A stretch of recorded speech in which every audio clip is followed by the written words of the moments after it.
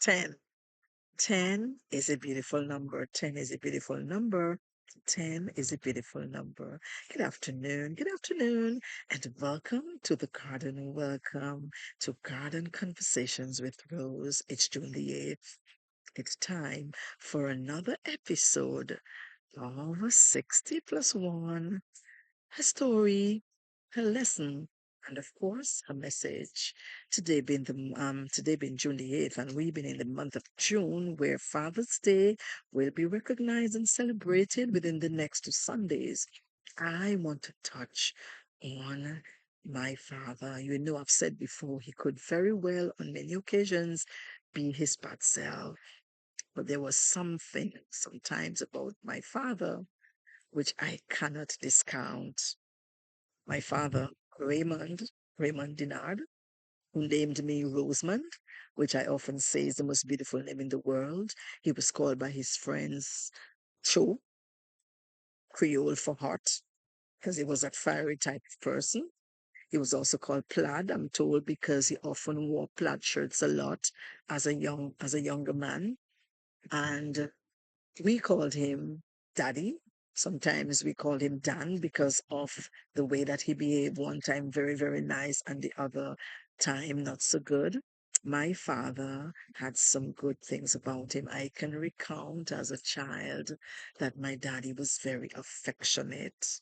He would be the one to hug, he would be the one to love on us whenever my daddy went out in the community and he came back home, he returned with a fruit. I can recall many times those Julie mangoes that we enjoyed so much. He came home one night with a pet cat, which we then named Susie, and to which my sister took an affinity to. Susie had so many kittens. I think her love for cats began at that time. Up to this day, she is so caring about cats. She rescues cats all the time. I think that might have started way back then with Susie when Daddy brought Susie home. My daddy was also very, very good at baking bread. You know, in Dominica at the time, there was a type of bread called the mastiff bread. It was solid and firm and very tasty. My daddy was a boss at making those mastiff bread. My daddy was also very big on education. So he talked a lot to us and encouraged us to do well in school and always boasted that his children are going to do so well that they're going to go from school to a good job. You know, back then, the thing for parents was when your child left school, they were able to contribute to society and even take care of themselves by getting a good job. So my father stressed that a lot. Also, even if he wasn't a regular churchgoer or not a godly man, he insisted that we had to be in church as well. So, of course, I would have mentioned that on many occasions, my mom had to be hospitalized. And even in those instances, we could not say that we weren't going to be at church. It was a given. We knew that we needed to be in church. So that was something that my father was very big on. As I grew older, and became a young adult, I remember my father being very affectionate and attentive to my daughter and also two of my older nephews I had at the time, or the rest of the nephews. So, one thing that particularly sticks out in my mind is that my father took the time to build a desk and a chair for his granddaughter, my daughter, and brought it home to me and said, "This is for her to do the homework." We kept this desk and chair for many years, and she understood and knew that the desk and chair were built with her grandfather's own hands out of love and caring. So, those were some good things that I can really appreciate about my father. My father was also very articulate, a very sharp dresser. He was a smooth talker as well. So I guess that probably was one of the things that caught my mom. He was a smooth talker. He was a hard worker as well. He was a farmer. He was also the hospital orderly. He was the hospital groundsman. He was the ambulance driver. He was the messenger. He was an assistant to doctors when they did their postmortems. He was a very hard worker. He worked hard and also encouraged us to do the same.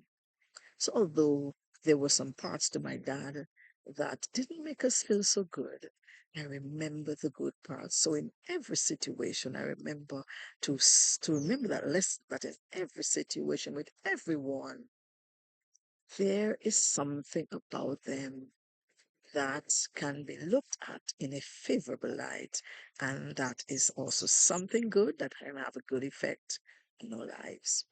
I want to now extend my focus on the importance of extended sibling support. Yesterday, I touched on my own siblings, my brothers and sisters, and really appreciated how they had been supportive to me in different seasons of my life and how it was important that the support made a big difference. I want to further extend it to say that one of my mom's sisters, Aunt Stephanie, I'm going to call her name. I'm going to call her name. Aunt Stephanie was a major source of support to my mother, which then extended to us, her children, or rather her nieces and nephews. So my Aunt Stephanie lived in England for many years, and I recount on many occasions when she sent things back home. Some of those things were dresses. My mom, being a seamstress and of course knowing having her skill at using the cloth, when she didn't always have the money to purchase some brand new pieces of fabric to build or make dresses for my sister and I on our birthdays, she would use her skill and make a dress each for my sister and myself from the dresses or one of the dresses that Aunt Stephanie had sent to her. And so I always remember that when my aunt and her husband and children relocated to Dominica, the support continued. So, of course, my mommy was very glad to be by her sister's side. They would sit together behind the school, weaving their mats. My mom sometimes crocheting or knitting or whatever it was. They would be having fun, talking their Creole, laughing among between each other while we, the children, played together. That sense of community and family was a good thing that remained. That was a lesson that I learned at that time that you still have extended family members who can be with support. Of course, on those occasions when my dad was being very intolerant and being so mean and cruel, my mommy was able to find refuge at my aunt's home among the children and, of course, her husband. We stayed with my aunt on many occasions when my dad was being his evil and cruel self. I saw the love that my aunt had for her sister. And of course, that spilled over into the love that we share among ourselves as cousins. So, up to this day, the bond has remained between myself and those children of my aunt, my cousins, Aunt Stephanie, because it had continued when we were children. It is very important that bonds that are built from young continue and they remain solid so that when the children get older, it will remain and we can have something for ourselves as we hold on to even when our parents move on. So that has remained. My cousins and I are very close. It's important to understand that even when someone has some parts of him or her that isn't always the best, there is always a side we can look on and learn something from. the worst of us. There's something in the worst of us. My dad could be extremely cruel, but he could be very kind. So I could not discount that part of my story. My mother's sister, Aunt Stephanie, was a darling, and so she provided the support for us on many occasions.